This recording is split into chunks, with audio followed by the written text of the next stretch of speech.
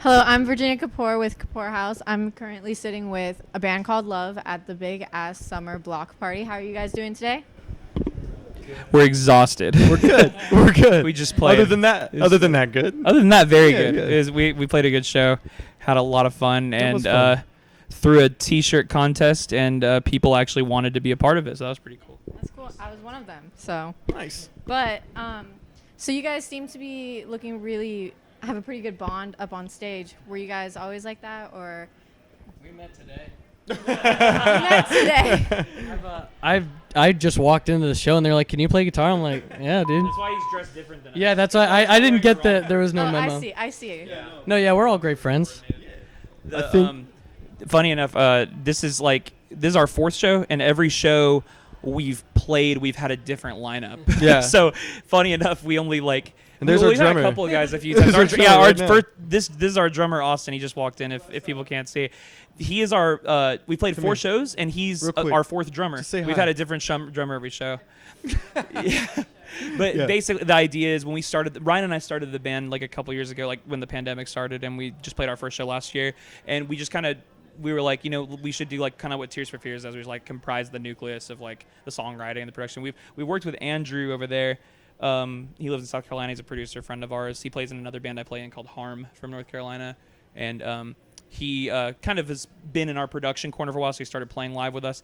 And then along the way, we just kind of picked up people like Scott's from Virginia. He doesn't live here either. Yeah, our band is multi-state. we're It's kinda kind all of over the place. inconvenient, honestly. But- Brooke started playing with us at the last show. We've been very fortunate to find the people that we've found. yeah, and, all over the and world.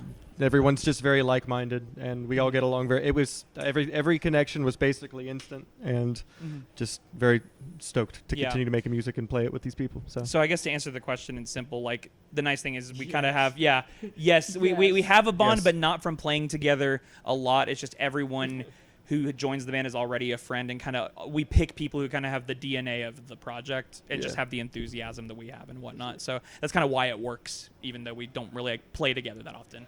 All right, that's cool. So what inspired the name A Band Called Love? well, we were trying to think of.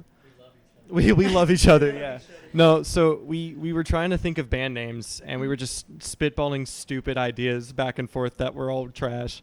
And Ian was my full name is Ryan Chandler Love. So my last name is Love. And then Ian was just kind of like, "Hey, what about a band called Love?" And at first I was like, "That's disgusting." But then I was like, "You know what? That's actually kind of cool." So we ended up doing that. We just thought we'd slam all the words together too. I don't remember how the exact exchange went, but one of us said like, "I wish we could just be called like a band called Love," and then the other was like, "Dude," or like something like that. It was I guess like, that's kind of. I think that's how originally it went. was going to be Ryan's solo project, and then I just forced my way into it because he told me to produce it, and I was like, "Well, actually, I'm going to join it and control everything." Power move.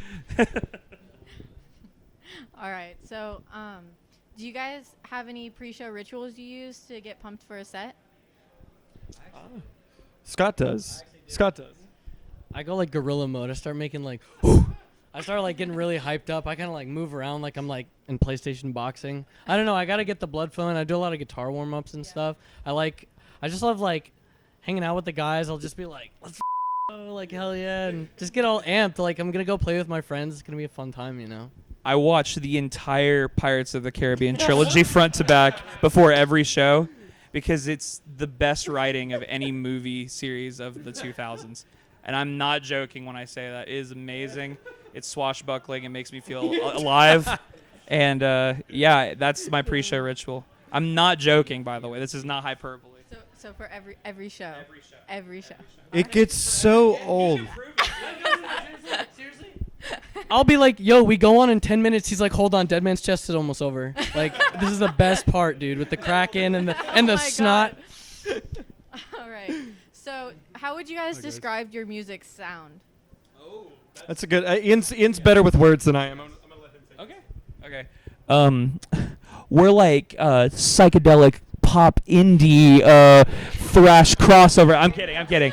We actually I don't really know. We kind of were like at the beginning Ryan and I bonded over. I mean, he and I have been doing music together in different capacities since we were in our early 20s. But we bonded over a love of like bands from England, like Coldplay and Radiohead and Enter Shikari and like the 1975. And we kind of just were like about how all of those bands kind of didn't really have like a genre. They just kind of like were a big mix of whatever they wanted to be. So we definitely, with Ryan's voice, just the way he naturally sings, we were like, okay, this is definitely going to be more pop. Like the songs are just going to be pop. So the base level, we always say like pop, and if we have to add more to it, like indie, alternative, just rock. Yeah. But people have called us an indie pop duo or an electronic pop duo, and they've also called us a post-hardcore duo. You know, like it's kind of just subjective. So I just tell people like, yeah, we're like a pop duo, but we also are a band, and we also like we're kind of like a fluctuating, like we're like a jellyfish that changes form. We're like Frieza. It's kind of cool. What's that? It's like Bring Me the Horizon for kids that went to church. You know what I mean? It's like that. Or alternatively, like Coldplay, but like Scene Kids could totally get down. Yeah, you know what I mean? Yeah, that's a good way to put it. For sure. We are Scene Coldplay for Scene Kids. Yeah. Bring Me the Horizon for normies. All right, heard. All right, so then what would your music writing process be like? Well, it's different all here. I'll answer that one. It's different all the time, but we a lot of times Ryan will just have an idea. He'll have like lyrics or something floating around, especially lately. He'll just kind of like send me demos and ideas. But early on, he and I had a lot of ideas floating around. He would bring like whole fleshed out acoustic songs, and then I would kind of add more instruments to them, because we both, when we started it, we recorded everything ourselves a year before we ever had an actual band practice with another band.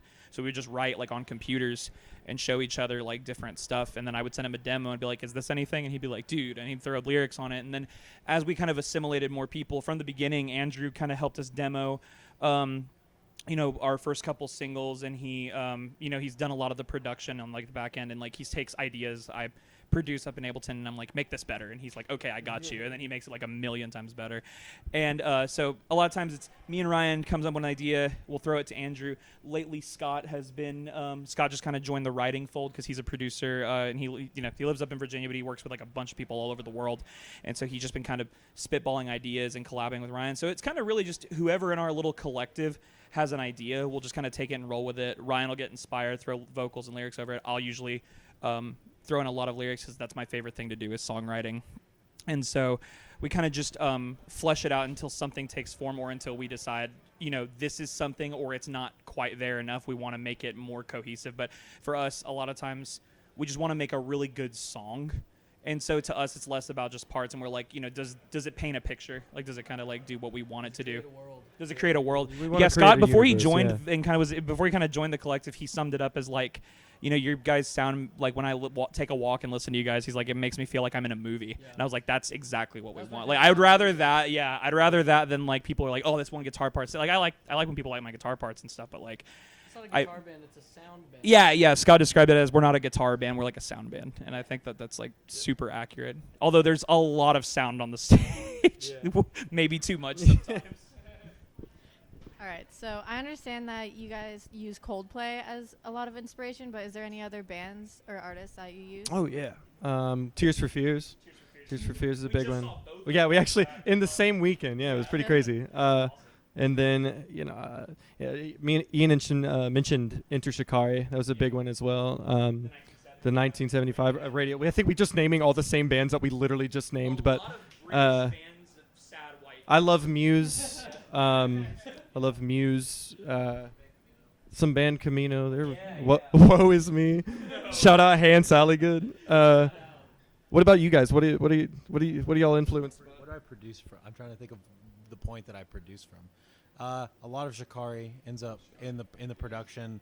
Even like Joji. Sorry, some of that kind of stuff. Sorry, Andrew. Yeah, some Joji will end up there. A lot of like trap pop stuff, like just like general radio, very radio-ish music, ends up influencing a lot of verses, specifically in like Thriving Season and things like that.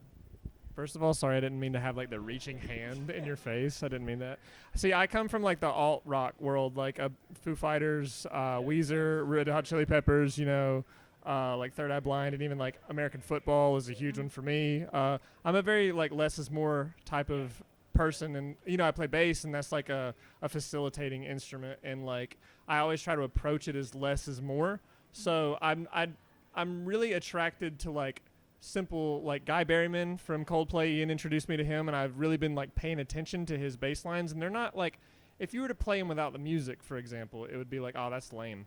But like if you put it together with everything, like you listen to Clocks and it's got that little bass riff in it, and you're like, oh my god, like it's beautiful, and it matches to the music, and it's like, it's just great. That's kind of where I approach songwriting. To sum it up, we're obsessed with Coldplay, I guess. We're really just, we like a lot of like taste making bands. We like a lot of, so funny because I think we like a lot of like different kind of stuff, so naturally we tiptoe into obscure stuff. But funny enough, I think a lot of the main influences for this band, unlike a lot of bands, are like some of the biggest bands in the world. Yeah, like literally like some of the most mainstream bands. They're just super inspirational to us. My answer to this was really funny because I'm way into heavy music, like screaming, like super heavy, like metalcore, like all that kind of stuff. But I also love, like, I'm a huge Def Leppard fan, and I just love like chorusy guitars and like big. It just sounds gigantic. And as is the initiation with this band, I had to start listening to Coldplay. And no. And I haven't heard like the whole discography, but everything Ian showed me has just been like really cool. And I totally get it because I get like the influence. I totally get like the vision and all of that. And I just think it's, when it comes to writing stuff for a band called Love, like it's just like make it feel like a movie. And if you imagine the show, it's just a stadium. Like it's just got to feel like the once in a lifetime experience, something you'll never forget, Like I just love that, all of that. Thank you. I tried. Wonderful. But yeah, woe is me for sure. All right, so Ian, I understand that you are in charge of the big ass gig, and then you're also in 3 bands, and now you're also a father. How are you able to do all of these things? I think Andrew and I talk about this a lot. Yeah, no, the simple answer is I'm not able. I'm falling apart all the time. No, I've talked to Andrew about this a lot. In short, and this is not like just like a tokenism kind of like, ooh, like the chance to plug my marriage. My wife is literally like, she's my literal best friend. We've been dating since we were 14. We were best friends before that. She is the single most supportive person I have. Her and like my in-laws and my parents, my mom, my stepdad, and they're just all like, they're super about it. And the thing is, like, my wife and I, we both have like, we have jobs outside of this. Like I produce music, but I also like work like a digital social media strategist, like marketing, like day job. And I work from home, so I kind of have to do a lot of things to juggle and facilitate all of it. But with the big ass gig, I have the help of people like Joe. Andrew's been spitballing that with me since day 0 of big gig. A lot of it is just that I have a lot of big ideas, but I also have a lot of friends who are really good facilitators who I can delegate things to, who are like about helping me with this thing. Because I think one thing I've learned kind of doing the big ass gig and then the block party and just kind of all the stuff that I have a hand in, even playing in Harm from North Carolina with Andrew, and my passion project 10th Row apart from this, like all of it is basically just like, if I have time for it, I'm gonna just chase it, and it's kind of like easy to do and easy to make time for when it's something I actually want to do. And I try not to spread myself thin doing things I don't want to do. And the nice thing about my life right now currently is like, especially having a daughter and being at home and like kind of like orchestrate. I've talked a lot with Brooks and with Ryan about this, especially that, and actually all these guys really, that I think the key thing to being a musician in any professional capacity, especially when you're not like making a ton of money doing it, is finding a balance of like orchestrating your life symbiotically around it. Because it's like, if you're working a job that you hate just to make the band work, like that can work for a little bit, but people get burnt out doing that real quick. And that's how bands that you love that are awesome but are maybe like, right here when they could be here in like a few years, that's how they just get burnt out and break up. Right now, I think the fact that like I have the support of my wife and I have a good job and a couple different, like multiple sources of income. We all play at churches on Sundays to make some extra money. Except Scott. Scott's Jewish. But I told you that. but I think it's the key thing is orchestrating your life to make it all work together and support the things that you want to do, and then just doing things you want to do as opposed to things like just that you have to. And you can make both of them work together in that aspect. You can have both. So what can I expect from you guys in the next coming months? Well, well, let me tell you something. I'm happy you asked. No, so we are in the midst of finishing up, putting some finishing touches on an EP. We're gonna drop that sometime in the next few months, but or next couple of months, and then we've got another one coming sometime towards the beginning of the year, and we've got 2 EPs. Yeah, so 2 EPs. We're gonna have some singles in between, everything, some standalone singles and all that kind of stuff. We've got several shows coming up too. We've got one in Greenville with some guys in Curfew that are incredible. With OK Kennedy, actually, they're going to be playing that show with us as well.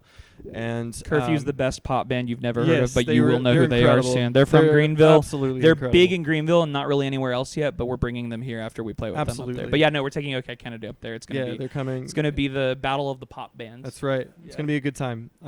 But then we've got another one down in Atlanta, or no, actually Duluth. Is that where it is? Sweetwater. Yeah, we've got it with Pinto. Pinto Sunshine and When's this band that? called Menu. July 16th. Yeah, and then nothing else confirmed. Okay, cool. Well, yeah, those. So we have shows and music. So I Alright. guess the things that you're supposed to have when you're a band. But Sounds awesome. yeah. Okay. Cool. I'll be waiting for that. Bet.